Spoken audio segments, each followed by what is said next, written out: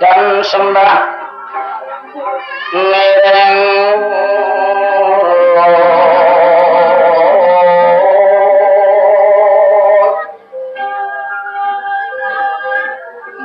kepurpo risang murteng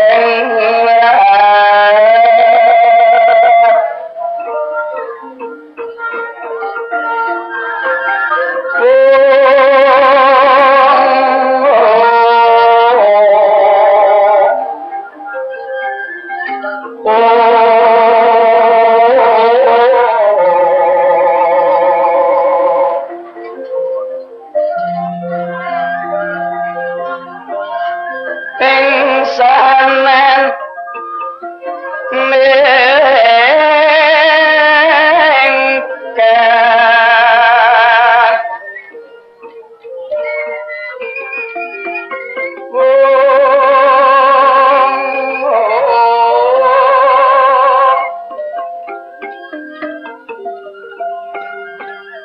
nikanang seh ing dase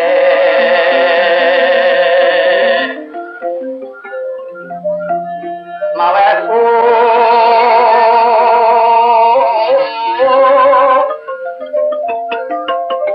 kesawaku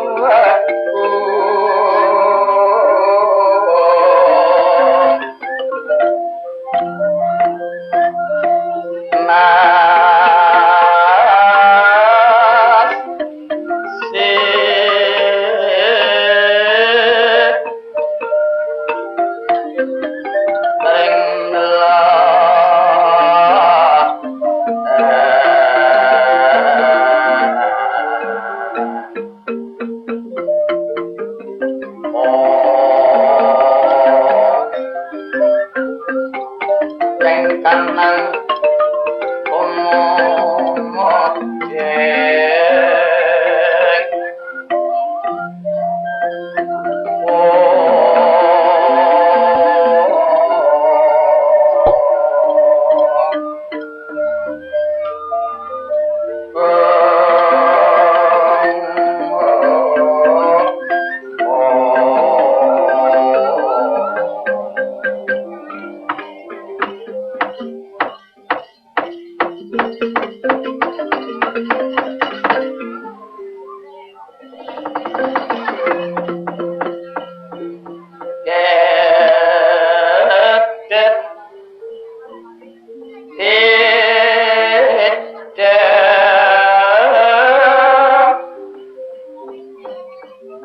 prabawaning ratri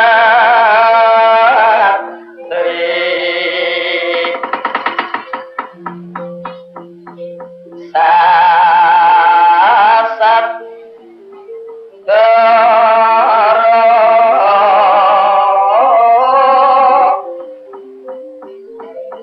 pusmanjer kawurian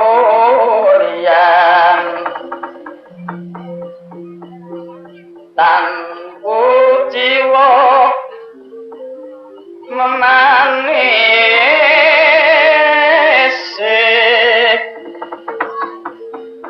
mingkat parinateng dalu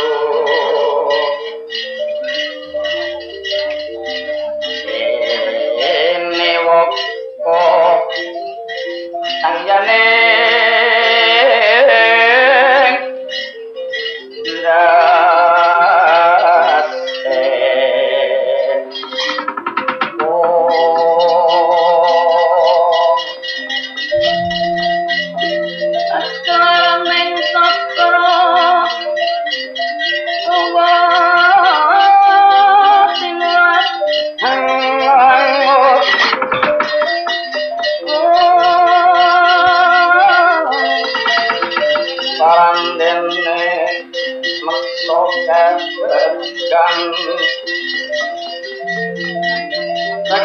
saking tanggono kang sumiwe warta tanpa selo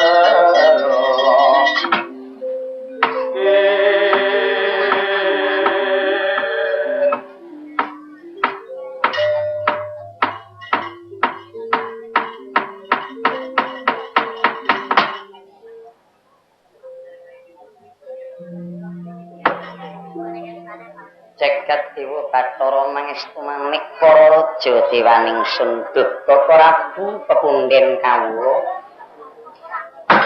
suka ganing manah ingkang ariri kalenggan mangke sepindah sembah kula mugi kunjuk ing arsa Bathara ingkang akarya jagat dene menapa nyarengi rawuhipun Koko Rabu ing Praja Ndrawati tan manggih sambe kala satunggal menapa Koko Rabu kepareng ingkang rayi ngaturaken pambagya kana krami so ngaturaken sungkem pangabekti ingkang rayi Nata Ndrawati kunjuk sarawuh Koko Rabu pepunden kawula Koko Rabu Yai Kresna kadanging pun kakang kang dak tresnani Yai Usna tombo wedar sabda pengendikamu sepisan asung pambagya kana kramamu lirik pun kakang atur saka Praja Mandura ngancik ing ngersane ngargara nyandung berbeda sawiji apa Yai kapindhone Yai Kresna ngaturake pangabektimu tumanduk marang pun kakang dak tampa kanthi legawane penggalih pun kakang Bali amung puja pangastuti pun kakang wae tampan nono Yai Rabu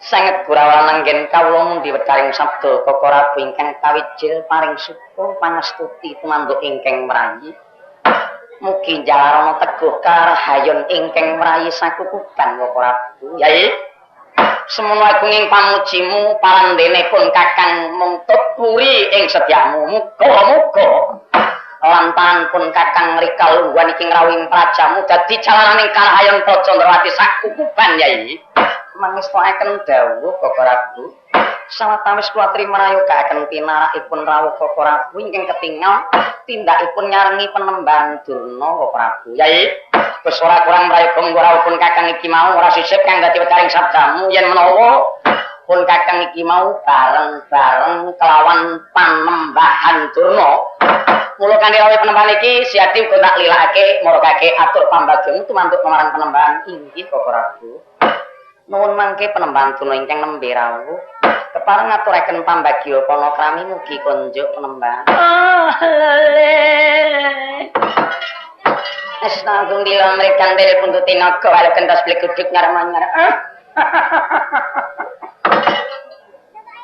kula tampi kanthi syukur manah kula garing sabda sinuwun ingkang suka paring pambagya kana krami dhateng kula ingkang bapa nggih Sunan tepe saking ing pertapan Sukarima nyarengi tindak ingkang Rapa Narendra Mandura ingkang rikalenggan mangke kadhapuk pinangka utusanipun Sinuwun Narendra ing Astina Duh nggih. Sunan kula pamangke rubeta setunggal menapa kepareng kula ingkang cumadong wonten ngarsa paduka ngaturaken salam taklim mugi kunjuk sanipun Sinuwun Nata Ndrawati kula nan sinuwun.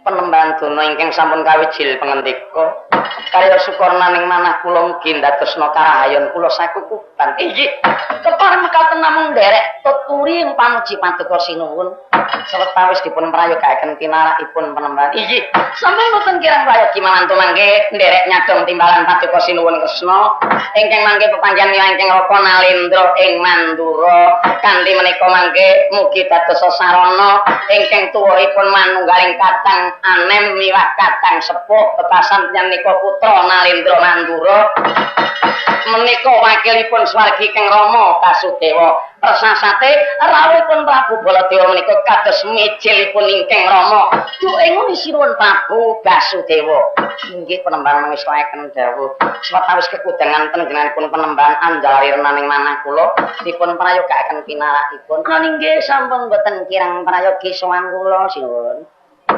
Paman Recana Patih katuran pambagya nderekaken penembahan saha Koko Rabu berkah pangestu Sinuwun Nata Ndrawati sowan nderekaken ingkang Rapa ing margi boten nyandung rubeda setunggal menapa sinuwun kepareng ngaturaken salam taklim kula ingkang Paman Harya Sengguni mugi kunjuk nggih sinuwun kula tampi kandirna manah kula Paman Sengguni sawetawis matri mrayogakaken pinarakipun inggih ketingal Koko Rabu Baladewa mingah penembahan Durna ingkang rawuh menika mengku karsa ingkang perlu badhe kamedal dhateng kula inggih sinuwun gandeng menika sampun kula adhep wonten ngersa Koko Rabu kepareng kula badhe anyadong timbalan kunjuk Koko Rabu inggih mestakaken dawuh sinuwun Nuwun sewu kok Prabu Baladewa miwah Bapak Penemban Durna. Yai Prabu ya. Oh inggih nggih wonten timbangan nggih.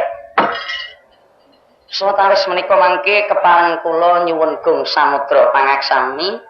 Najan ketingal pasewakan mangke sebanipun ingkang putra Samba miwah kadang kula Yayi Haryo Sentyaki. Nanging sabab menapa kok mboten ngaturaken kesugengan so ngaturake pangabekti dhumateng Koko Prabu ingkang nembe rawuh. Awit kadang miwah putra kula mboten ngaturaken pangabekti mangke mboten nami menika ngirangi tatsila mboten Koko Prabu. Namun gandeng rawuhipun Koko Prabu sampun kula anggep menika wekdal ingkang kula paribasakaken Anjanur Gunung Bebasan. Kula saperlu kula enggal kewala matur nyadong timbalan ingkang wikatos. Menapa to sababipun Koko Prabu rawuh kok sajak ketingal mengku karsa ingkang wikatos ingkang badhe kawijil dumateng ingkang mrayi Nalindra Ndrawati. Yai Prabu, dawuh pengendikanmu iku ndak ibaratke ngringkes wektu mrih enggal rampung wigati senajan putramu Samba utawa adimu Sentyaki ora ngaturke pangabekti lan pambagya marang pun Kakang.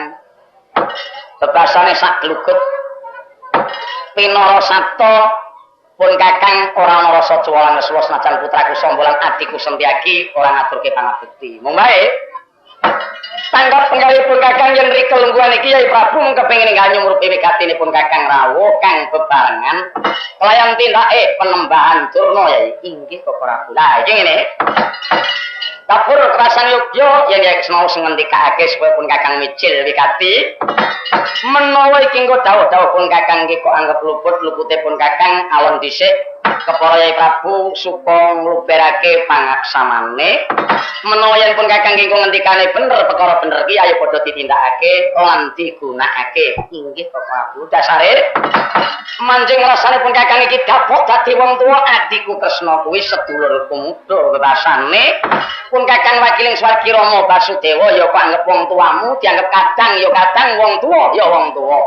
Ing wekasane aku rumangsa duwe kewajiban ngenani bab tumandang tanduke Yai Kresna apa kuwi bab pribadi apa kuwi bab negara.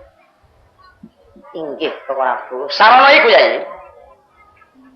Pun Kakang ados saking Raja Mandura iki mau mung kapiluyu marang ujare Mbok Bakul Sinambi Wara. Warta kang binandung ing Karna dumeling nganti teka Raja Mandura. Bareng pun Kakang biasa pawarta kang ginawa Mbok Bakul Sinambi Wara. Wekasan dina iki saka greget pusihipun Kakang milik nyatakake ing udaring pawarta kang ndak tampa lirik. Pun Kakang ora kemampang percaya marang ujaring akeh kang dasare yen pun Kakang durung bisa nyatake dhewe sapa temun kelawan adikku Yayi Nata Ndrawati. Nuwun sewu Koko Prabu. Nggih, sajaipun wonten wigatos ingkang dipun tampi wonten Praja Mandura menika bab negari menapa bab pribadi ing arep wis tak kandhake Yai. Iki mono pun Kakang dapuk wong tuwa ing wekasane aku duwe pangangkah yen sedulur iki kaya dene daging setampel. Upama Yai Kresna ki dijiwit ngrasake lara larane Yai Kresna ki uga bakal nyempyok marang laraku. Semono kuwi Yai Kresna ku yen tok kakudang dening akeh. Tumindak Yai Kresna ki dangu jalma kang luhur utawa mangke marang mulya. Mulya lan keluhuran kuwi tetela pun Kakang bakal melu kecangking. Inggih Koko Prabu. Mula saka iki tak wiwiti pitakonipun Kakang nek iya ya jawaben kang nyatane ya yen ora ya dawuh ora ngono wae kepenak wae. Inggih Koko Prabu. Nuwun sewu kepareng kula matur sekedhik. Penemban Durna dawuh napa? Kula sowan kala wau mboten nggadahi niat piyambak. Mboten nggadahi panggayuh piyambak. Kejawi namung kula tuturi dhateng ingkang Raka Nalindra Mandura kadhapuk Kula menika pinangka gurunipun Keng Raka Baladewa menawi ta kula mangke kandhapuk ini sepo temtonipun dapuk sepo niku ibarate nek perak ben kaya emas gaman sing kedul ben dadi landhep menawa mangke sambung petangipun sinuwun Baladewa miyah sinuwun Tantrati niku upama ngleler bolah sancake ruwet kula mangke ingkang badhe nderek njujuraken upama kurang rampung pakaryan sing ajeng ditindakake kula ingkang melu cawe-cawe dasar kula namung kinar ya bumbunipun micin-micin kula sawan niku micin ngaten lho. Wak Nedirna iki rawuhmu tuturi tindake sinuwun nata Mandura. Iya, dasare mung tuturi setyane nak Prabu Baladewa ning sing ana wigati sinuwun Baladewa. Iya, nek ngono aku nderek iki sing ngajak aku ki apa Wak Nedirna apa sinuwun Baladewa. Sing ngejak aku ning aku diajak sinuwun Baladewa. Iya, mulai kelan kowe mung cukup ngrungokne nuwun sewu kok Prabu miwah penembahan saha Paman Sengkuni. Ya iki. Inggih, nggih. Sedaya dawuh-dawuh saking paduka kula tampi, boten rumaos senajan Narendra Ndrawati ingkang mangke sampun kalukengrat kula titi sing Bapak Wisnu. Kula menika manungsa mrayekti kata kalepatan saha kesupen. Yen kok Prabu badhe micil pangandika monggo kula aturi paring dawuh. Menapa kados ingkang kakersaken dening kok Prabu.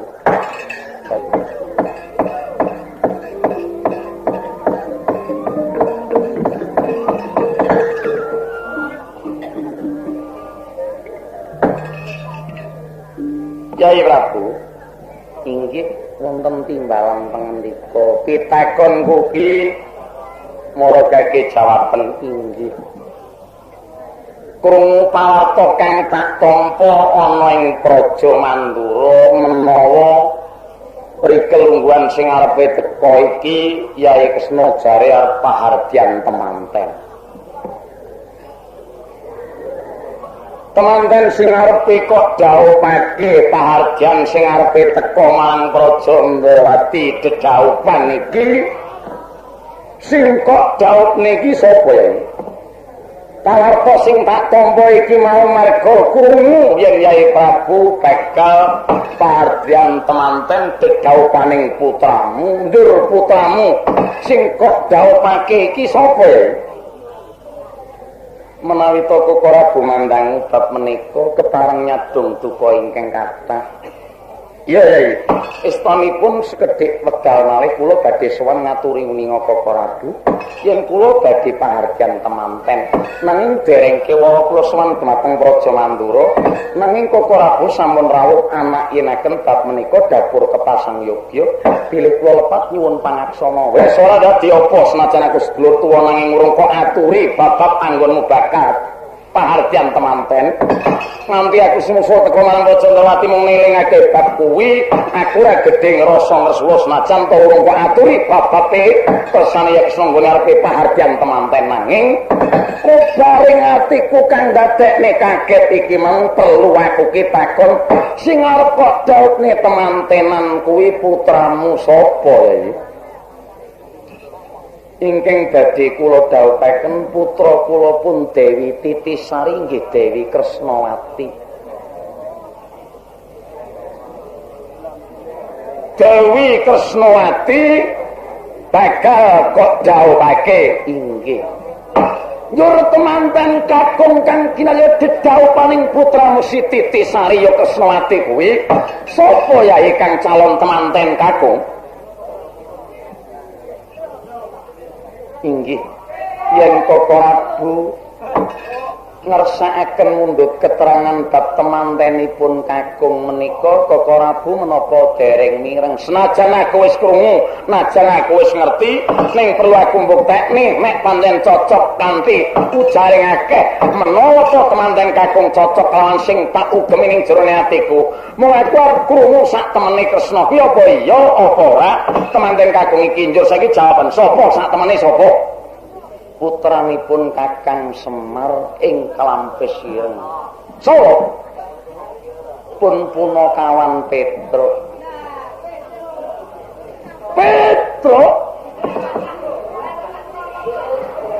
Nggih. Petro kuwi arep kok pundhut putra mantu ya. Inggih. Kepala.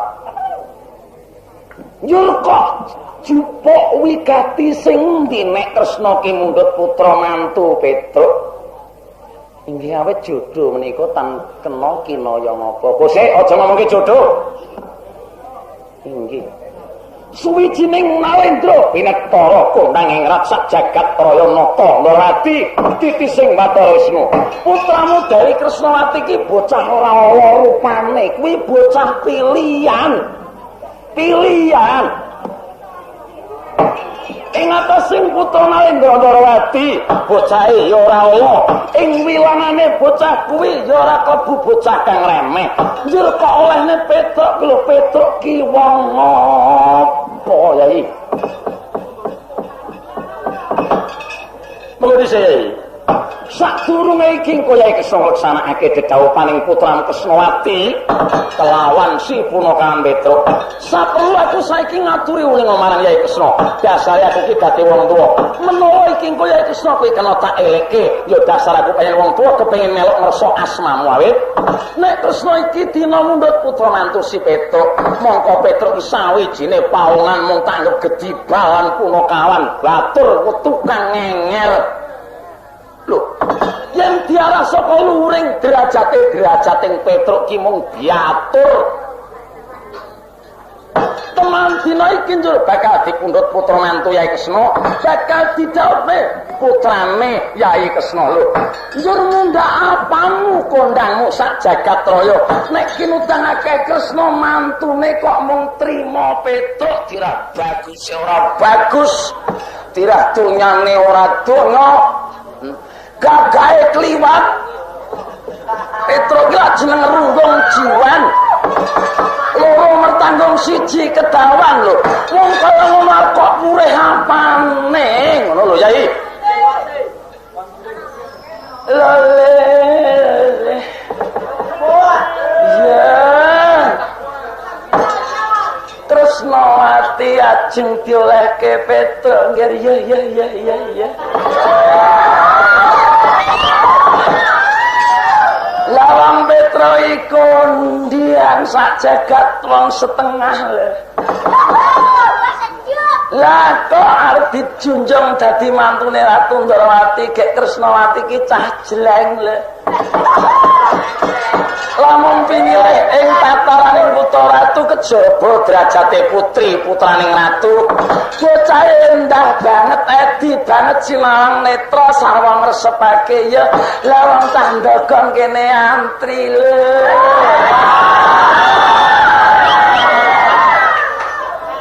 lah kok dolane Petruk iki piye lho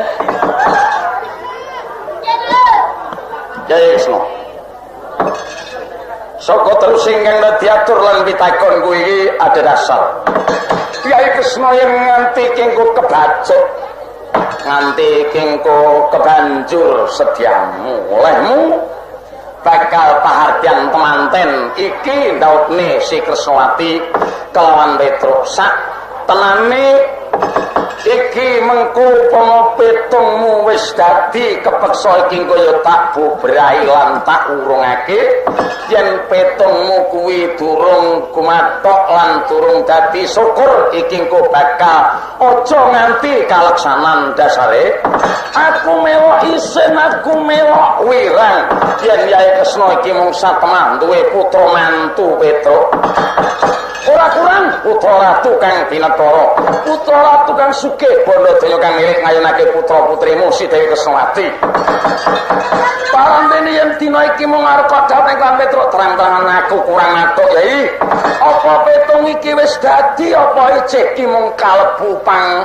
ngajak utawa panglipta kang durung keleksanan yen panjenengan wis keleksanan ya dawono ya yen durung aku weneh ana pitutur semene keterangan dawuhku aja panget aku ngajak geguyunan nanging dapur wong tuwa ngelehke nek Yai Kresna dikutang wong akeh Kresna mantune kok Petruk ngrasa ting derajatmu aku melu isin Yai melu isin aku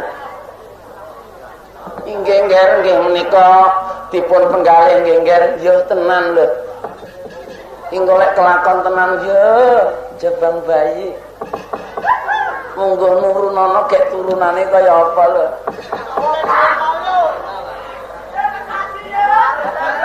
Wakne Durna. Apa?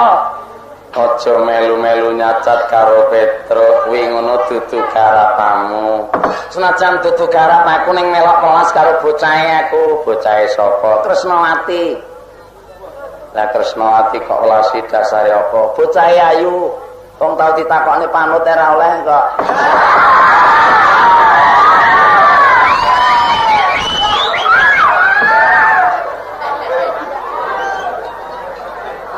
Mila kondo nyanipun sinuwun tandharati sampun ngantos mangke kirang pangulih menggalih adhedhasar menika mangke panjenengan sampun ngantos merosot derajatipun nggih nggih. Yai, temenan iki. Menapa sampun rampung dawuh timbalan Kokorabu lan pengendikanipun Panembahan Durna ingkang maringi keterangan bab anggen kula badhe pahargyan temanten. Dasare cukuping rembug iki urung cukup ning aku ki takon nanting atimu. Ing wekasane Kresna ki iya apa piye lho mundhut putra mantu Petruk kuwi.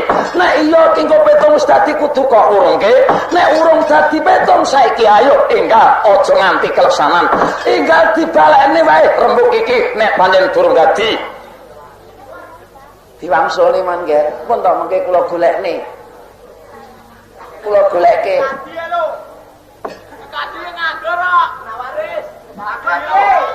inggih sawetawis Kokorabu mangke kula suwun keterangan utawi kula suwun dawuhipun pinangka pinisepuh kula. Lho iya, aku ki kanggep wong tuamu wis matuk pesojot. Nggih. Sakmenika Kokorabu dasaripun kula badhe mundhut putra mantu Petruk kok lajeng boten dipun parengaken. Koko Prabu kirang matuk menika dipun wilang saking menapanipun. Apa yai Kresna ki jek kewan ngitung marang bab-bab pekarane Petruk kelawan putramu? Inggih kula dereng saged milang ingkang sebab menapa Kokorabu kok kirang matuk. Lah dalah iki jenenge Kresna ki kiraku ketaman syarat. Syarat napa? Disarati amrih atimu ki trenyuh karo Petruk njur nggon mundhut putra mantu. Ora ngitung ning merosot ing derajatmu mangke rumiyin. Kesanipun Kokorabu derajat ingkang merosot niku ada dasar menapa? Dasare ngene. Kresna kuwi ratu nek mundhut putra mantu marang Petruk kuwi pangkate apa? Petruk kuwi dira bagus ora bagus putramu kuwi lak ya saya lemeh. Apa kurang menungso kok Petruk arep mundhut putra mantu? Apa ora wong bagus lan sing gagah kok njur Petruk arep pilih dadi putra mantumu? Lho, apa bebasan wis ora ana sing arep lawan Sidari Kresnawati kok njur iki Petruk arep mundhut putra mantu? Dasar oleh kowe ora matuk iki tetimbangane kuwi bumi karo langit bebasane. Petruk ki pawakane ngono bumi, putramu ki tak lambane lintang kon ana gegono. Tangih lamun si bumi ki bisa cedhak kelawan lintang. Lamun iki mengko diteruske ora bakal dadi merosoting putramu lho. Merosote putramu ya merosote Kresna lho. Iki gagasan Yai. Napa kepareng ingkang Rai Kresna mangke badhe ngaturaken kawuningan kunjuk Kokorabu lho. Tak butuhake jawabanmu. Kepareng kula matur Kokorabu. Ya. Kula mundhut putra mantu kaliyan Petruk menika yen Kokorabu ngetangaken badhe merosot derajat kula. Panganggep Kokorabu ingkang mekaten menika mrtelakaken menika namung tuwuh saking gagasan Kokorabu. Dereng kinantenan mangke jumbuh kaliyan kawontenan kula lan gagasan kula. Lho, upama ora kok anggap matuk, dasare apa aku ki kleru? Mboten lepat Kokorabu niku sampun leres. Lho lah iya bener, nanging leresipun Kokorabu niku kagem Kokorabu piyambak. Rumah nang lagi. Nuwun sewu. Sinuwun Kresna kula kepareng nyambung sekedhik dereng saged nampi awit kula betah kula tasih nyambung rembag kaen Kokorabu. Nyamnika badhe urun rembag mboten perlu mangke kesesa, mboten perlu mangke sumawana cekap mendel kemawon. Niki sanes tanggelanipun Bapak Durna. Matur nuwun. Sajae piye? Ya kecethit nang ngene iki jenenge.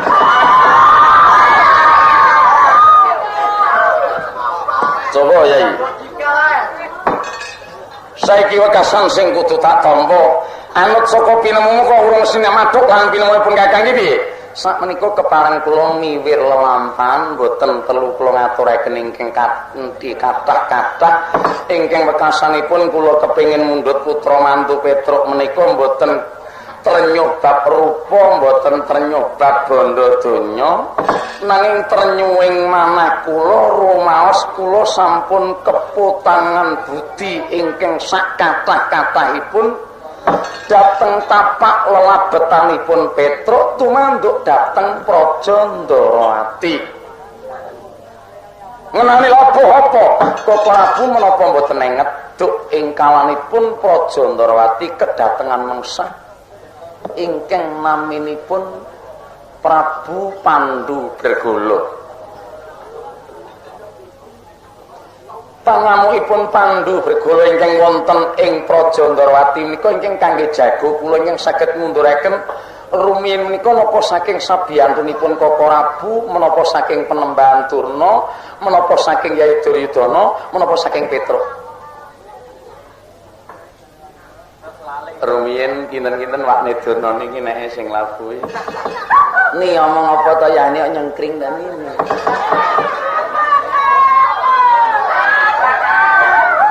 Eling gumbian sing ngundurne musuh ki kaya kowe. Matur nuwun omongmu nyenggek yen iki. Cobi kok ora buenget menawa mboten. Ya, yen kok lambari dasar kuwi, aku ya ora pangling meneh, aku ora lali meneh. Terus terang nek kok lambari perkara kuwi pancen Petruk nalika semua sing ngundurake Prabu Pandu Bergolo. Yen ngaten Petruk ingkang sampun napakaken tetilas lelabuhan dumateng kula.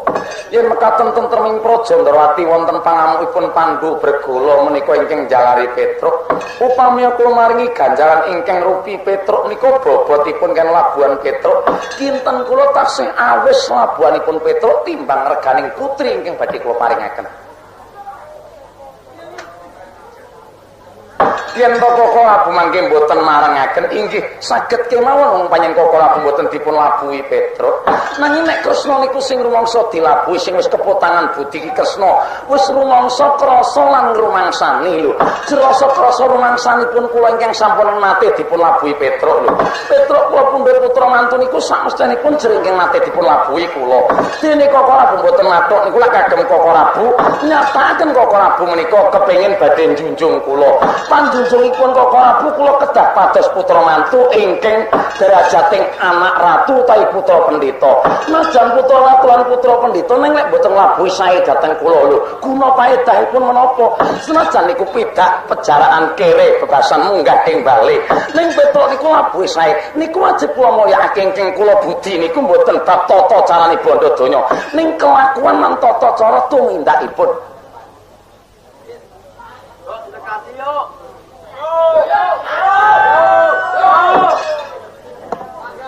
Yai kados pundi?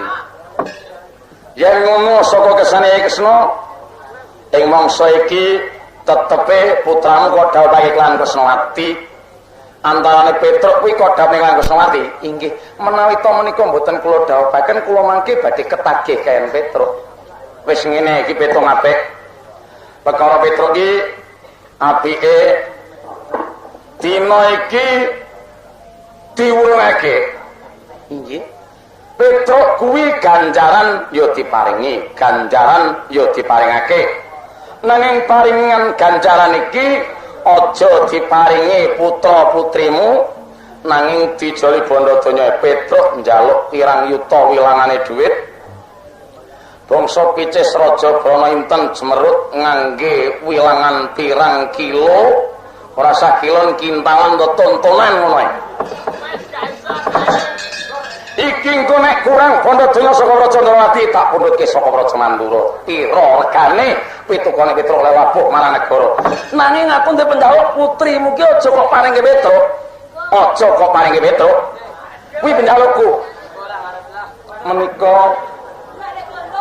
pamundhutipun Koko Rabu ingkang Sukakarsa badhe ngliru dhateng bondo donya tumanduk dhateng Petruk. Ya, yen to mangke mekaten kersanipun Koko Rabu, kula mboten badhe rujuk pemangke. Nanging yen Koko Rabu gadhah pemangke mekaten nek Petruk mangke kersa nyantanting piyambak dipun liru bondo donya, menika nyumanggaken lho, aja kok aku sing nanting. Ning Kresna iki dina iki gelemo nindakake nanting kelan Petruk. Dadi aku ki mung ngakui nek kurang bondo donya Ndrawati tak pundhutke Mandura. Ning petunge petunga dhewe kelawan Petruk, aku watone iki engko mung nyukupi kebutuhanmu dasar aku rasa petung. Yen ngaten kula kapurih petung murungaken dhateng Petruk, kula mboten mantun. Sebabipun kula niki ratu. Lah iya ratu ki kuwasa jer kuwasa niku nek mboten dilambari kanthi bener mung ngendane panguasane dhewe ora ngangge lambaran sing bener niku sipate manungsa kang watak ngendel-ngendelake. Cocok pedale ndok. Njur dasare saka pinemune Kresna kula mangke ratu sampun ate ndawahaken pangandikan kula. Yen menawi Petruk menika saged labuh karya tentreme praja niki mboten dasar namung kesagan, pancen niki kula sampun janji kalian Petruk. Yen munduring Prabu Pandu Bregala lantaran Petruk kang bisa mundurake mbuh dinane, mbuh sasine, mbuh taune, warsa tumiba warsa apa yen candra-candra apa yen hari-harine apa, menika Petruk badhe kula dhawuhaken kayan putra kula Dewi Kresnawati. Menika mun kesagan kula lan janji kula lho. Mongko kula niki ratu sabda pendhita ratu ngendika sepisan dadi mboten kenging wong sawangsul, mboten kenging wolawali lho. Yen Kresna ki wis tau saguh lan wis disekseni dening Petruk badhe mundhut putra mantu, lajeng kula mangke murungaken namanipun kula ratu ingkang badhe ulah tatanan, ingkang badhe mleset anggen kula netepi pakartining ratu. Ing tembe kula tentu mboten kajen awit ketitik rembak kula ingkang mboten kenging kangge paugeran.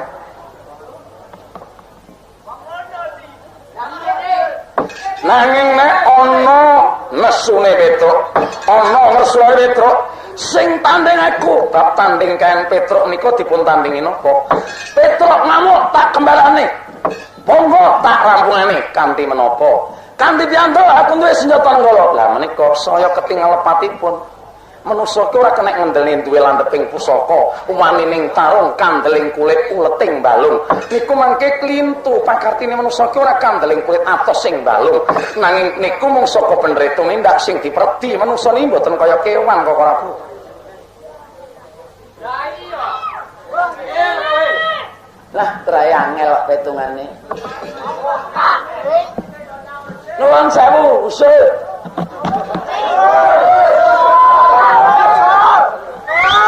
Menapa penembanten dasar usul kula niki namung kedapuk kula niki nggih matur ingkang kinarya bumbu senajan bumboni nanging mangke nek kebacut niku malah mboten dadi enak nanging malah dadi ora kepenake.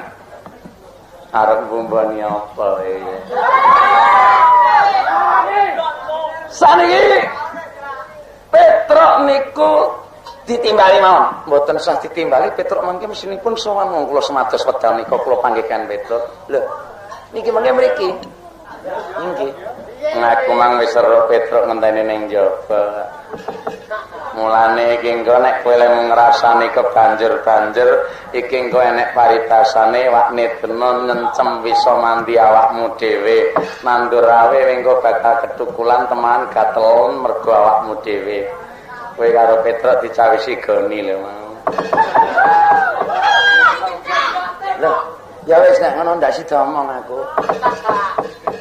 Wis kek uruna piye, urun rembug piye. Ya wis, matur nuwun. Kedut lah ngono. Tesundi penemban nesaken dawuh menapa? Pun saniki sinuwun Baladewa pungkasanipun tesundi. Yai, aku duwe penjaluk dasare dina iki Yai Kresna panguwasa lan wewenangmu tumanduk marang kahananing Praja Ndrawati. Syukur mangayu bagya yen menawa Petruk nyatane teka mrene iki engko Petruk tak putusane kanthi Petruk iki engko tak tandingi dhewe yen Yai Kresna ora suka petung murungake najan kengko pun kakang dudu wenange Ratu Ndrawati tak putusane panguwasamu tak suwun dina iki aku sing nyekel panguwasa. Kula mboten gumampil nitipaken panguwaos dhateng tiyang sanes. Nggih malih yen sami carane lenata nek ora padha kula mangke badhe andamel srimpungan kula piyambak. Lho, aku ki aja kok anggap wong liya, aku ki sedulur senajan sedulur niku patraping pribadi. Ning Koko Rabu ki tumrap ayan sanes dulur malih nanging mungsuh. Lho. Kok liwatne apa? Kula aturi enget. Koko Rabu jumeneng Malindra wonten Mandura ngrangkepi lenggahan wonten pundi? Ana Astina jumeneng napa Senopati Sagung para Kurawa ingkang dipun labuhi Yai Duryudana kosok wangsulipun Kresna menika putra Mandura nanging kula nggadahi kewajiban napa pramugaline Pandhawa Pandhawa kalih Kurawa niku musuh napa dulur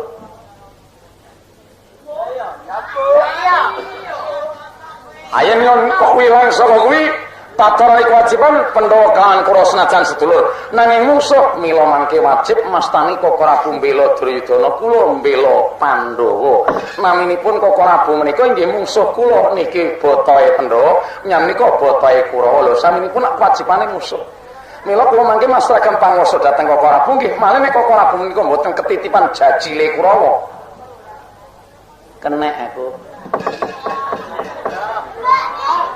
kena apa? Rada kesengkring aku. Mila Koko Rabu, sawetawis menika mangke kula mboten gumampil masaken wewenang kula kunjuk Koko Rabu. Sawetawis Koko Rabu namung mangke yen sowanipun Petruk kula aturi nanting sak suka karsa nyen piyambak. Nanging Petruk mangke yen kula kapurih murungaken kangge pribadi Kresna, boten pisan-pisan kula kumawani ngowahi pepacak, boten pisan-pisan kula kumawani ngowahi kesagahan kula. Adhedhasar ingkang kula ugemi kula jiwanipun Malendra, kula jiwanipun ratu ingkang kemedah njejekaken adiling pakarti. Nata Kresna ngandika Yai Prabu Anyo sungkaweng bias Soa Arinero Diario Warku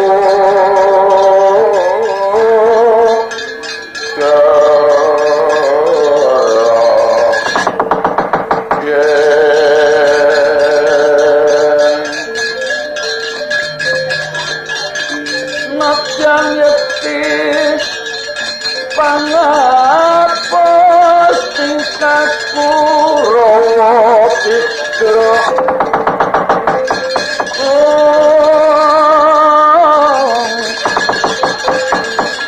omong tenya pasrah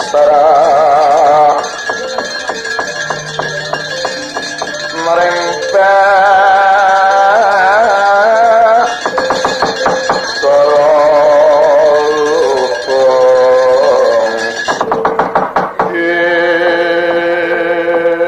carita Rangwana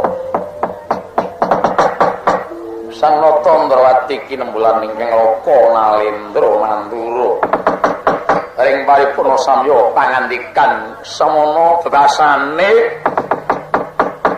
anginan dereng abang ibu dereng asat kesaru gegering jawi piyak ing arsa tangkep ing nguri repeh sepaning punakawan Petruk Andrajat tanpa harapan kaget kang samya mula tumanduk marang lampaning kantong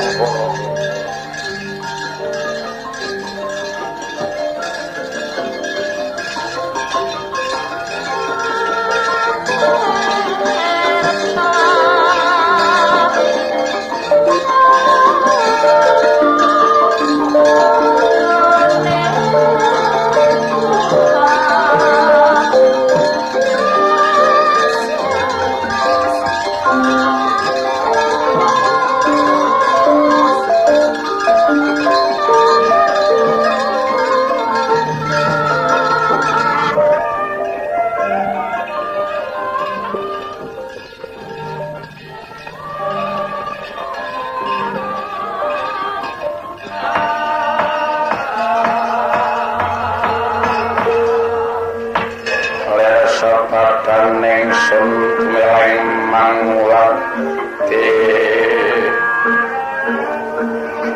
Puspito metemenda ingkang warni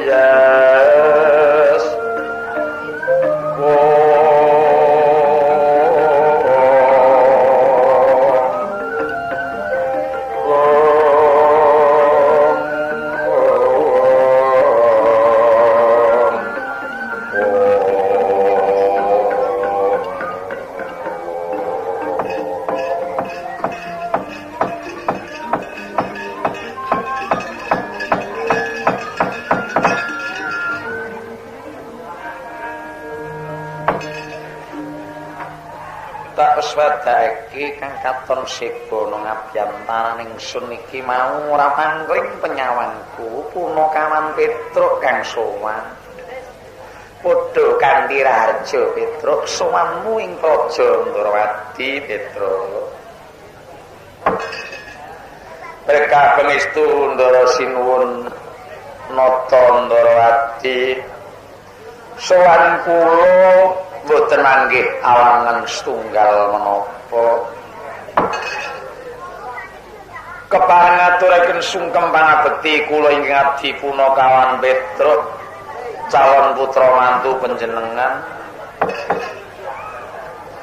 mugi konjuk mesanipun Ndara Kresna jimat tepunden kawula Petruk ngaturake pangabekti tak tampa gawe leganing penggalihku mung kanthi iki pangestuku tanpa ana kula pundi dados jimat langgenga petang awal ngantos dumugi akhiripun awit kita gesang niku ana paribasan awal luhu wal akhiru tegese urip niki slamet lan boten ing akhire besok mung delok awale iki lenata bener akhire bakal bener ning nek awale salah akhire salah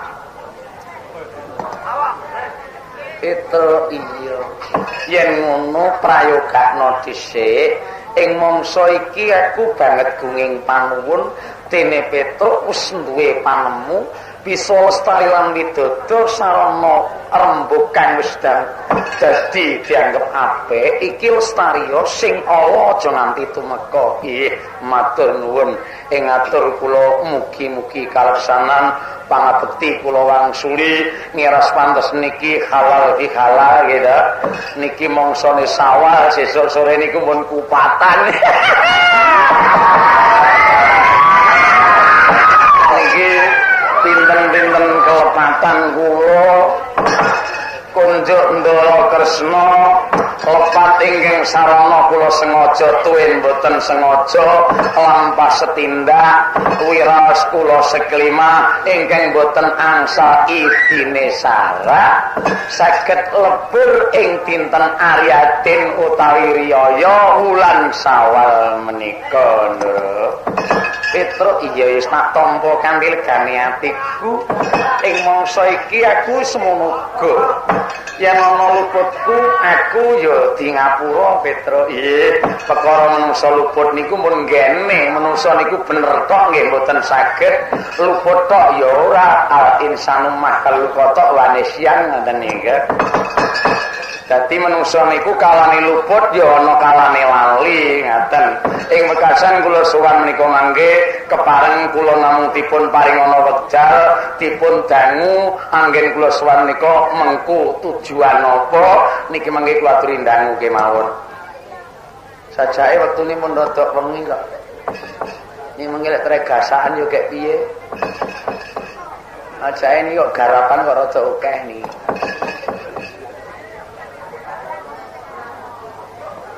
Petro, iya. Sawetara iki aja kesusu dhisik ya Petro, penakno prayogakno dhisik.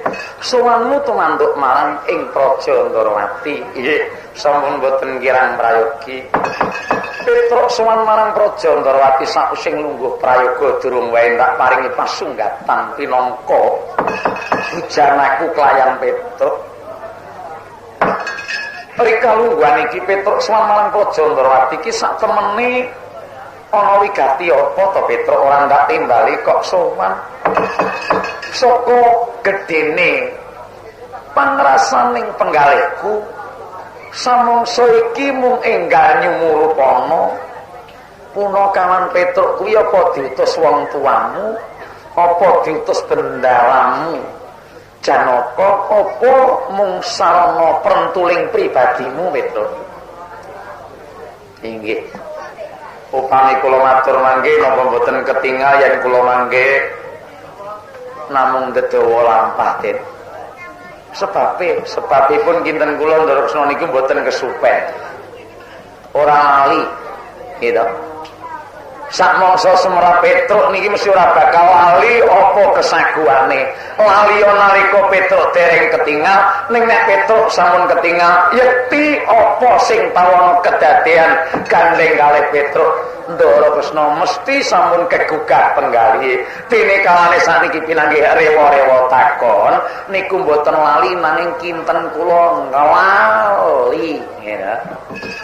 Lali kalih nglali niku beda. Nek lali niku krana saka pancen ora eling temenan, ning nek nglali eling barang etok-etok ora lene. Itu nggih. Kowe didang Ratu Ndarawati iki kok anggap tresna kuwi ora mae kowe Petro kuwi. Terus pundi? Kuwi kok anggap apa? Ratu. Teko kene kowe ditanu suwan atone marang wigatimu genten jajaki atine Kresna. Apa rumangsa kuwasa kowe bab pitakon iki? Wis suwane kraton Ndarawati iki wajib ditanu. Rungokne sing apik. Jawabmu sing apik. Lah iya.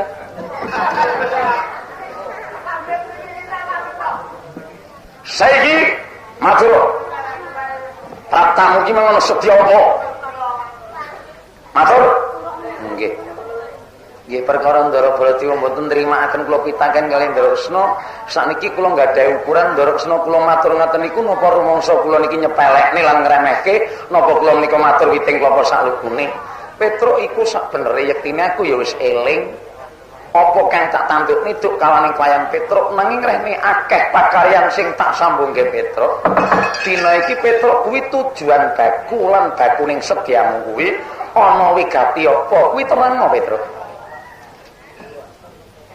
Aku ya wis ngerti, nanging awalane apa to yen Petruk mangsuli kang dadi panggugah atiku. Nggih yen ngaten nggih, isin-isin napa, ala-ala napa nggih tetep kula aturke jane aku nek matur nek wong akeh ki isin jane. Dasare nggih, isin kuwi isin ngene lho. Wis to Petruk aja kanthi rasa tido-tido manut tinga kang dasare matur ki mang aja kok kuwi rasa isin. Apa wigatimu enggal matur Petruk? Senajan ana piyayi akeh kang padha nunggu Petruk. Ning Petruk matur iki mang sarana panjenengan sing kudu tak tampa lan kudu ditindakake. Ora bakal ana rasa nyacat kelayan Petruk lamun to bener kang dadi tumandangmu. Nggih. Nggih terus terang mawon nggih Ndarawasena. Iya. Terang-terangan bae. Niki wau rawuh mriki napa dipun aturi to, Ndara. Ya perkara kuwi aja kok takokake sing baku Petruk ki temu karo Ratu Ndarawati lak cukup to. Nggih. Nggih. Wis matur. niki kula sowan Ndara Kresna niku dintene napa nggih? Dinten napa? Anggen kula men. Apa Petro?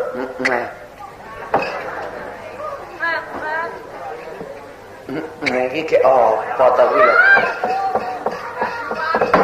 Nggih, arane kula niki terus terang nggih. Wong dasare wong mboten duwe lho, den iki saking gedene rasa ngati-ati. Kek kula niki klebune anake kiyaine sugih mboten, kula niki nggih bagus nggih mboten. Gagah nggih kliwat. Mergo jenenge Runggung Jiwan loro mertanggung siji kedawan. Monggo kula niki pamer donya nggih donya kula napa, nggo pinter-pinter kula nggih napa, kek kula niki dasare mboten dasar kepengin, nanging kula niki nate dipun dawahi dawuh Ndara Kresna. Srana ren kula nate dipun dawahi badhe kapundhut putra mantu gedhe cilik, kula niki nagih janji. Njing napa ketetaning dinten saha wulanipun anggen kula badhe tantu dipun dhawuhaken kalian putra panjenengan ingkang kekasihipun Dewi Kresnawati. Yen mangke dedhawuhan kula niki sampun wonten punggeling dinten ingkang kenging kula jagaaken. Lho, pelunipun kula niki tata-tata ya ora ketang pingko opak-opak tela. Ngene. Kula niki kudu gawe. Ngene. Marga niki mangke nek kula niki kadung ora cawis-cawis gek digetep dina dinane oleh maringi dawuh wektune cedhak. Lho kula niki monggo belas dereng recek nggih dereng. Nah, niki mangke panjenengan kula aturi paring dawuh, amrih kula mangke anggen kula tata-tata mboten kanthi badhe kewan ayam kula. Nggih arane ajeng dadi temanten, nggih mboten ketang sarung-sarung siji mengke nggih ajeng kula goleke salin awak kula niki. Nggih syukur mengke kula nek dipun dawuhi wedal radi dangu ning dangunipun mangke kula nggih mboten ngresula enggal nggih matur nuwun kula niki tamtu napa mboten syukur nek mboten tamtu. Lho Petro kok syukur nek ora sida iki piye to? Lah nggih to nek ora sida iki sing murungne sapa namung ngaten ajeng takon. Mergo kula semrap tamu-tamu ingkang rawuh wonten Praja Ndarawati niki sing tukang bujuki elek niku enten. Sapa lho Petro? Nggih. Niku ta kingkong niku. Sapa tani sing dijenengi kingkong iki?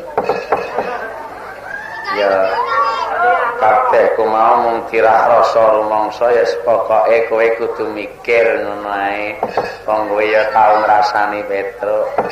Niku ngendikan niku sinten nggih? Patih Sengguni. Sampeyan rawuh mriki sugeng nggih pangestu mutra ora ana alangan sabaline pangestu nyan mboten mangke alangan setunggal napa niki mangke kula pisan atur-atur kalih Patih Sengguni. Iya yen kula tamtu dados temanten nggih nyan mangke kula aturi tindak mriku terus aku arep nyumbang kowe nggih mundhune napa ya tak golekne gremet-gremet nggih kaya to kala jengking. Petro inggih pekasane ing mangsa iki kepengin aku njawab marang aturing Petro. Nggih menawa bab dedhawuhmu nalika aku janji Petro netepi anake janjiku marang Petro ora ana Ratu Ndarawati iki bakal kalimput utawa lali. Nggih mung dina dedhawuhmu iki mang urung tak pilihake dina sing dising matuk kangge dedhawuhmu mula Petro kudu sabar dhisik. Nggih lah selak men ditakoni lho karo cacah iki lha ndi to Truk bojomu ki jare arep oleh Kresnawati kok urung sida angger liwat Jatinong mesti ditekokne.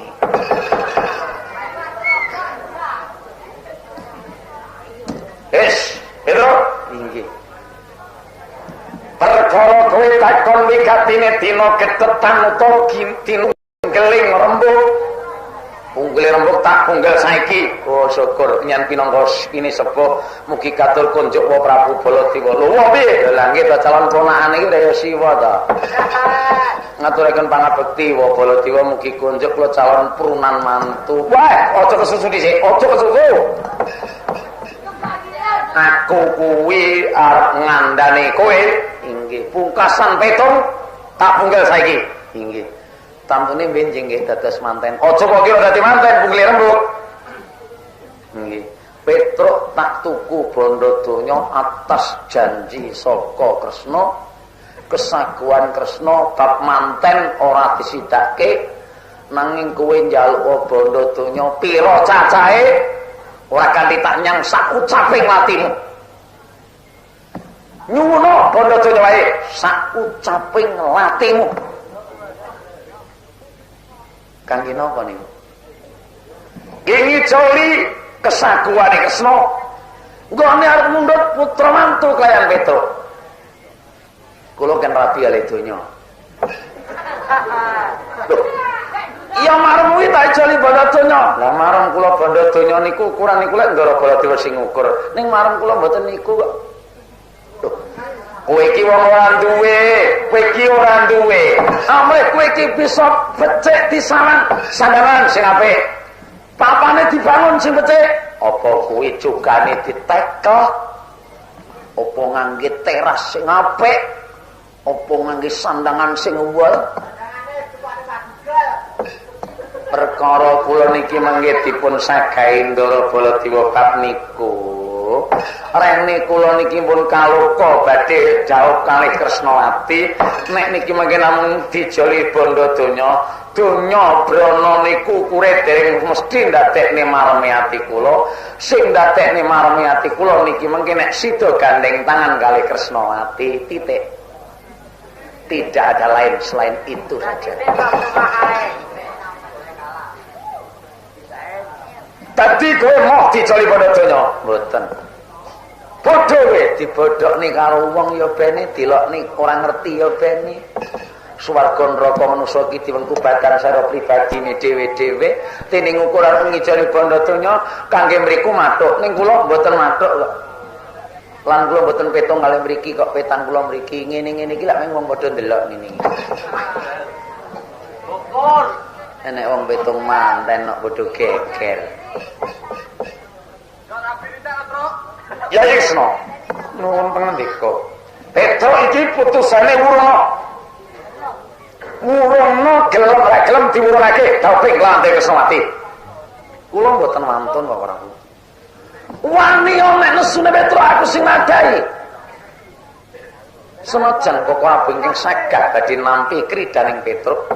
Kula mangke mboten badhe ngaturaken yen wurungipun Petruk lantaran saking lisan kula. Yai. Nek ngono sing dadi musuh kuwi Yai Kresna, mboten kok kula badhe mangsahi kok Prabu. Tandhanipun menapa? Yai Prabu dipun pawon ora manut. Jer kula manut niki mangke kok Prabu ngajak dateng perkawis sae napa perkawis risak. Mboten peduli wong tuwa nek ajakane perkara rusak mboten wajib kula nurut dhateng Prabu. Saniki prayoginipun ngaten nggih mawon putusan negara Ndrawati mboten kenging dipun sambut sinten nggih mawon kejaya sinuwun Kresna. Petruk dipun sagahi dipun temtokaken dawuhing temanten tetep Petruk sinten ingkang alang-alang niku tanggungane Sentyaki. Ayo.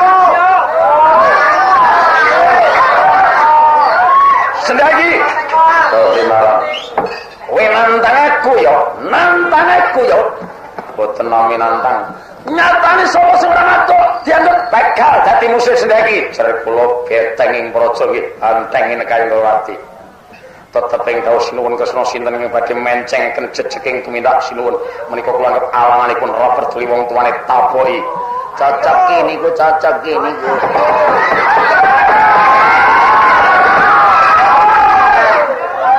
Wah. Anggepe opo aku yo ora wedi kok. Asoi badhe. Asik kae, bos kaya mai. Betul. Nuwun mangandika. Senajan iki mengko kowe dilambari saka anggone arep melu nyengkahi Sentyaki. Urunge temanten Sentyaki arep wani bela klayan Petruk. Nanging aku dibilang dewa pisan ora duwe watak wedi, ora duwe watak sungkan kejaba. Dina iki Petruk gelem ora tak urungake jawabku. Gelem ora kowe. Kowe mapat terus berkonang-konang kan. Kowe gelem apa ora tak urungake dasar. Nek kowe kena tak petung becik sarana rembug sing apik, tak tuku bondo donya njaluk pira cacah nggon njaluk bondo donya tak tuku. Nanging kok kowe duwe watak ngendelke, diurungake sarana kowe dikanteni derajate kowe punakawan diwene bondo donya iki wis apik-apike manungsa. Ning nek kowe iki punakawan milik dadi putra mantuning ratu ki derajatmu ki apa? Derajatmu ki apa?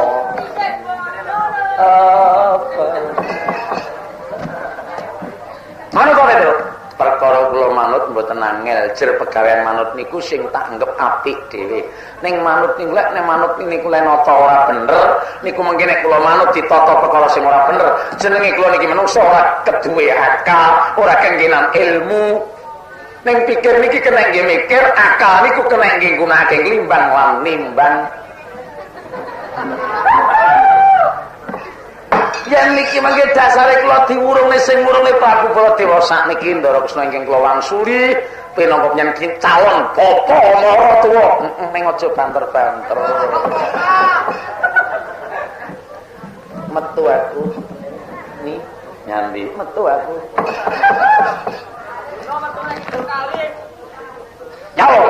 Nyaw. Anu sing medane sinten? Penembahan kono. Lah kok mboten nutukne petang.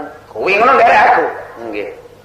Aku nderek ora melok apa-apa ya mung ngrungokke wae. Pomo Petruk dianggep musuh aku ndak musuhi. Nek Petruk bener aku mathuk kapan nek dadi temanten aku arep nyumbang cukupe sandanganmu sak pengadeg. Terus aku metu dhisik. Matur nuwun saderengipun keleksanan benjing nek numbasne anu lho titran nggih titran. Iya. Atur. Nggih. Ayo atur Ratu Sarwati. Nggih. Putusan Kresna. Putusan kula mboten kula wangsuli nggih namung ngaten nika. Ngaten piye? Putusane terus endi to, Ben? Putusane ya Petruk bakal tak sidakne mung dina temtu ning dawuh urung tak wenehi punggeling dina kanggo pilihan. Ning Petruk tetep sida, Ndara Kresna tetep mboten badhe nglirwakaken. Ora Petruk, nek Ndara Baladewa niki menggak pamenggake Koko Prabu ki kersa tukuling penggalih Koko Prabu pribadi. Yai Kresna kowe iki aja malah kaya ngono. Dilabuhi mreh aja ngrasa derajate kok malah mepet mun Kakang. Mboten mau mepetaken kula ngiman derajat kula atu. Ingkang prayogi ngaten menika. Dening ratu dudu Ratu Ndrawati arep cengkak dakak ayane wong liya. Nata ngene dhewe rung rampung kok dakak nata nang wong liya.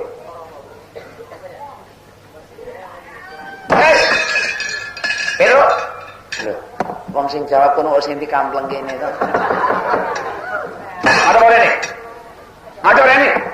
Tenapa? Aku wis ora petok ape? Petruk gelem metu ora? Metu ora?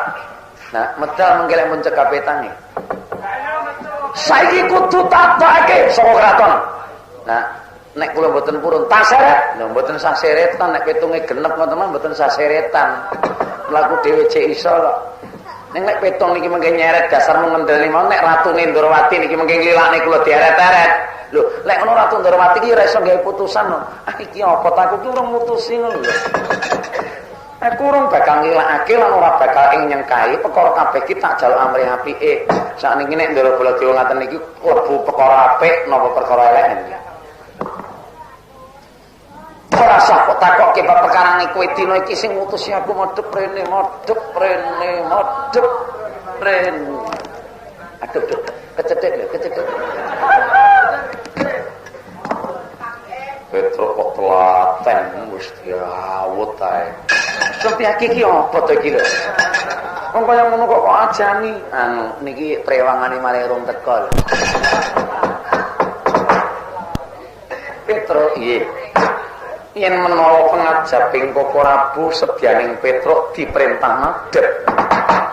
Ora kesuwen Petruk madhep Koko Prabu kersane kepiye? Yen Petruk mengko nganggep mathuk ya kono tampanen. Yen Petruk nganggep ora mathuk, perkara ora mathukmu aku ora bakal jeneng luputke Petruk. Sak pinter-pintere Kresna luwih pinter Petruk, sak ngertine Kresna luwih ngerti Petruk. Kresna senajan derajating ratu nanging duk tarunaku aku tau dimong Petruk. Petruk wis kulino momong aja ning aku pepundhenku wae sing ngomong Petruk. Mosok bodho le mutusi bab iki tak lilake ke mungkurake marang aku ngadepake Koko Prabu. Sikropolo gandulinga atampo samyama jali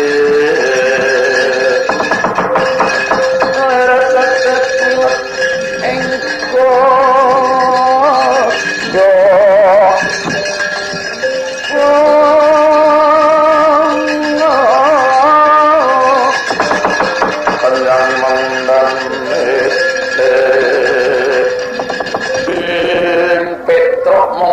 tanting ngangge gunung orang tataran inggih manut apa ora manut nggih dereng mboten manut nggih mboten nek manut kowe kudu urung dawuh lan Kresnawati nggih nek ora manut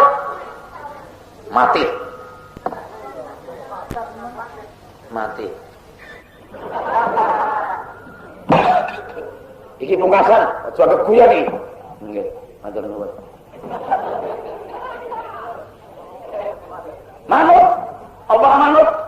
manut nek kula sida didhawuhke ning mboten manut nek kula diwurung sinten ingkang badhe ngurungaken niat kula tanpa perintah sinuwun Ratu Ndrawati niki kula anggap senajan suarane kaya bietet ngoceh nanging niki cetha mung swara sing tanpa faedah. Nanging bebasan sak tetes sing tirta saking gegana kaya tibaning pun mung sak tes. Nanging dawuh Ndara Kresna Petruk kowe ora sida tapek mantu kula manut awit niki petang kula dipundhut putra mantulan boten. Ingkang petang Ndara Kresna dene panjenengan tanpa ana sambunge bab-bab iki yen mangke Ndara Kresna sampun boten nglilakaken kula dipun wulungaken nanging kok ana wong sing ngendelke dasar mung ngendele wanine Petruk boten ajeng rasa miris sarta wedi boten enten manungsa niku menangan dhewe rasa dhewe kang ora ana kang maneni niku boten enten ora enek manungsa ki wedi karo wong niku boten enten nanging kabeh ki nek cara manungsa sing didene ora wonge nanging tatanan lan tumindake Bapu, iki apa to iki lho. Wong kok diwalik buba-buba, nggih kok lek ora diwalik ra garing. Saiki ngono, ora metu sikit tanpa anggap wani kok aku. Wani nggih boten, wedi ya ora. Metu napa? Metu rasa dikon to.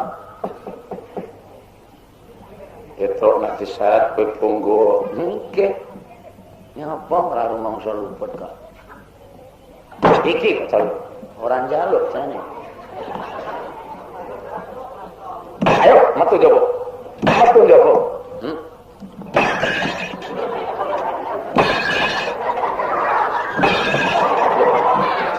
nete kepala bene tak hitung wis ping 16 ning ngantem iki kok 16 urung kasore urung blas kok Petruk ya aku njaluk putusan iki sing apik ya Petruk. Apike putusan terus endi? Ndara Kresna mboten saged mutusin iki mengke mboten iso apik. Petruk putusane kok ora bukan kaya mengkono kuwi nek Petruk kanggo kelakon bakal dilarak metu wis masa bodho pengati-atine Petruk kang tak patraki. Ora kekedhen rembukan iki kudu tak sambungake kelawan si Petruk. Cekae kowe gelem metu ora? Pun saniki ngaten tujuan sampeyan metu niku ajeng teng apa? Petruk tak ajar. Nek yen dasar sampeyan namung ndele watak panik tanpa ngetungke bener luput. Yen badhe ngajar kowe ing ngati Petruk sampeyan metu njaba sampeyan golek papan sing sembarang. Mriko lho. Mriko lho. Entane Petruk kanthi